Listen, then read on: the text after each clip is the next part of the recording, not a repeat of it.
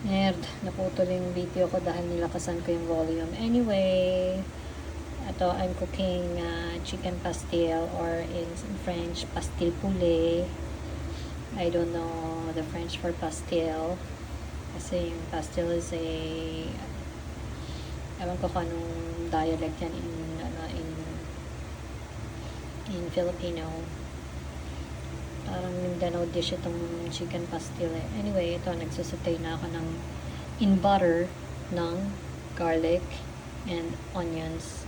So, 5 onions, 3 garlic. So, in French, that's 3 ay, A-I-L, garlic, and 5 onions, onion. 5 onion, 5 onions. Low bat yung boses ko kasi I'm still in shock dun sa morning walk experience ko kanina. Patapos na sana yung 50-minute walk ko, pauwi na, as in across na ako sana ng main gate. Biglang may jump in na cat, as in parang binato siya from the top, nasa side ko kasi sa sidewalk na, tapos may mga bush na yung, hindi naman siya ivy, no? Basta yung bush na ang taas na nakakapit sa pader, dun galing, parang binato, out of nowhere. Ini-scan ko, nilalakaran ko, pero this time hindi ko siya nakita. So, bigla na lang gumanon sa legs ko. Diyos ko, agaw buhay ako kanina. As in, death scare, near-death experience yon. Napasigaw ako ng ibang klaseng sigaw, talagang fighting for my life. Scared to death, yung sigaw na ganun. Napamura pa ako ng PI uli. Basta nagugulat ako na may pusa, ano. Yung seeing a cat from afar nga, na natatakot na ako, napapamura ako, dahil lalo na yung kanina talagang boom, gumanon sa legs ko. Yung pag-iwas ko na yon, parang nag-flashback yung buhay ko, parang dumilim. Iba experience, talagang near death yon. So, buti hindi ako na-hit ng mga motorcycle na dumaraan, kasi nag-sway ako from the pedestrian. So, kanina pang umaga yun, before 7, 10 to 7, pero I'm still in shock. Nag-iiyak ako kanina pag uwi ko ng bahay. Sobra, I was shaking, I was crying. And until now, can't shake it off. Grabe yun. Ayan. So, ito, gumagawa ulit ako ng chicken pastil. One of my favorites. Pero super hirap gawin. As in, 4 hours in the making ito. Kasi yung pag-boil pala ng chicken takes about 45 minutes kasi 1.7 kilograms. And then, isi-shred ko yon. Just ko yung shredding, it took me also about an hour. Pati yung pag-mince ng 5 onions and 3 garlic heads, took me an hour for that.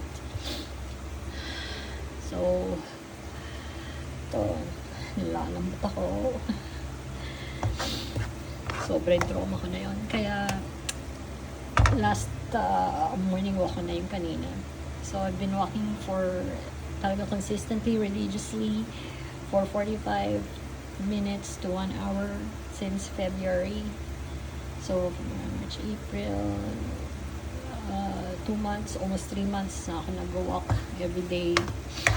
So, tapos na ang aking walking career. So, tomorrow ano na uli ako, I'm gonna be back with the Leslie Sansoni walk at home aerobic exercise.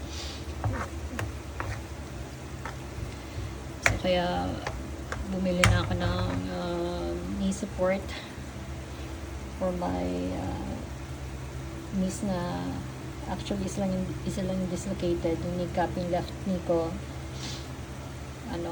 yung kneecap niya is dislocated since I was in college. So I was 18 and that happened. Dislocate yung ligaments nung una, then pati kneecap na. So, yun. So, hindi ko magagawa yung aerobic exercise hanggang pag walang knee support. So, nilagay ko na yung atsuete na dinisolve ko sa cherry powder yan, or annatto powder. Dinisolve ko sa siguro mga about 3 tablespoons cooking oil. Ayan, pampahula yan. Cherry. And then I'm gonna toss in the shredded chicken. Oh, but before I toss in the shredded chicken, I poured in the mixture, a combination of I guess 3 tablespoons soy sauce, 3 tablespoons liquid seasoning, 2 tablespoons brown sugar, pepper, a dash of pepper, what else, 2 sachets of oyster sauce. Hindi ko alam kung ilang grams yung dalawang sachet na yon. For 1.7 kilograms of breast fillet ng chicken. So, sana ma-overcome ko na tong nightmare ko kanina sa siya. Terrible yun. Yun naman nangyari yung fear ko na close encounter ako sa pusa ng ganun. Yung malayo nga lang, takot na takot ako. Yung kanina parang binato sa akin yung pusa eh. Pero walang tao. Matindi niyan. Pag jump off niya sa akin, para talagang binabangan ako, ganun ang dating eh. Kasi pag daan kong ganun, talagang tamang-tama sana. Kumuntik na kamatama ko, hindi lang ako very swift. Yung reflex ko, ako. Tamaan niya ako. Nadikitan niya ako. At sigurado patay ako. So, ito na, nalagay ko na yung shredded chicken.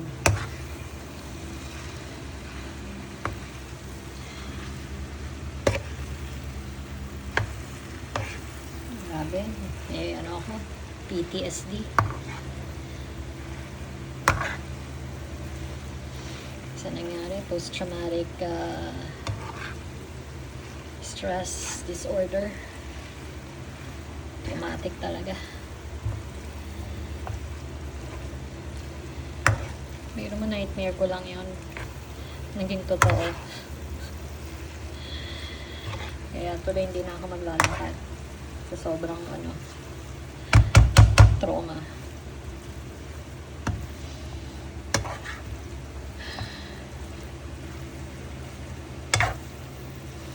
Yung phobia ko naging trauma na. Fear of cats is ailurophobia. In scientific term. Yung tawag sa phobia, ailurophobia. Ay.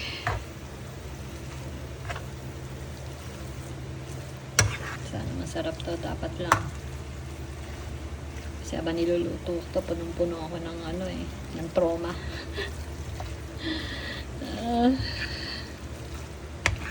Grabe, iyak ko kanina. Nagising si Josh ng 8, talagang iniyakan ko siya. Tapos buti niyakan niya ako. Bait talaga ni Josh. Nadagdagan ko pa ito ng butter. Siguro half pa. Gusto ko talagang actually hindi butter, margarine. Margarine ang basa doon Hindi yun hard G. Soft G. Margarine. That's the right pronunciation. Kung mula bata ako, turo, margarine.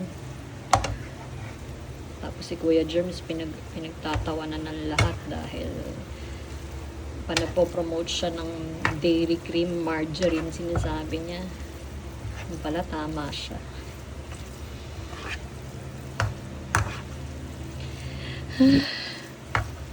kanina, sobrang heavy ng chest ko eh. Sobrang stress and anxiety. Gonna add some more butter hanging there. So, bali 1.5 na daw margarine yan.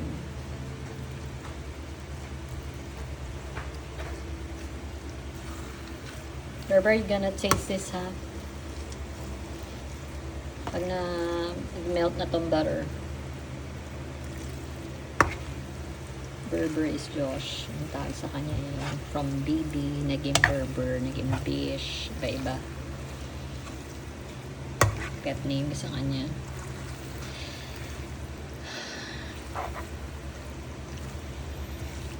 Sana makaget over ako dito sa Toronto. So, bukas start ng ko, classes ang Sony ulit. Work from home ang tawag. Parang work from home no? Walk at home. Walk. Eh, hindi naman walking lang ginagawa. Merong kicks, merong knee lift, side steps.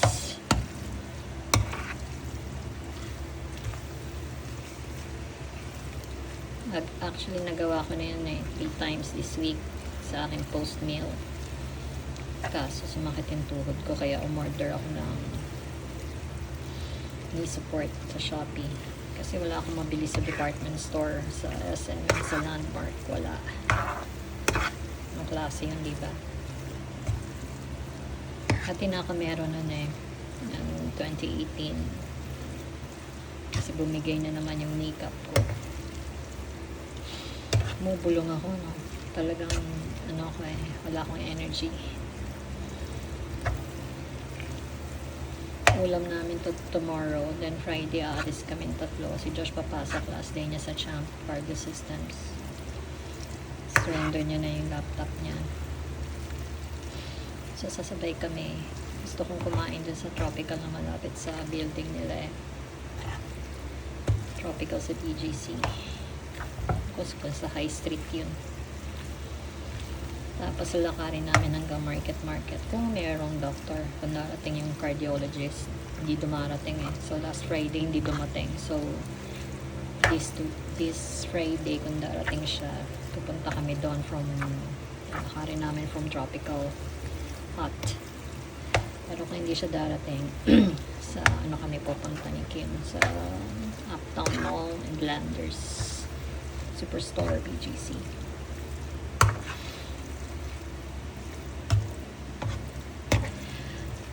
Ang galing, natunaw na agad butter. It smells good, looks good, malamang tastes good din.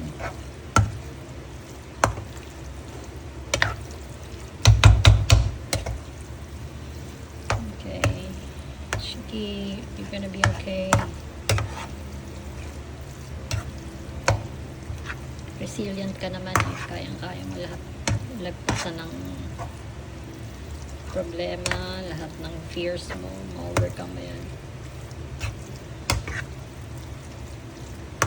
Je suis génial. I am great, I am awesome, I am brilliant. Je suis sain, I am healthy. Is that you, B? Okay, I'm gonna get a spoon so you can taste this.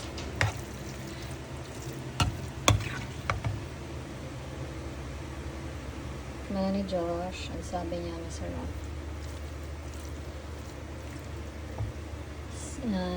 Il fait délicieux. It is delicious. Il fait délicieux. Okay? You're gonna be fine, Shiki. Okay? I-apply mo lang yung I don't care. Je m'en fiche. Okay? Okay, salut!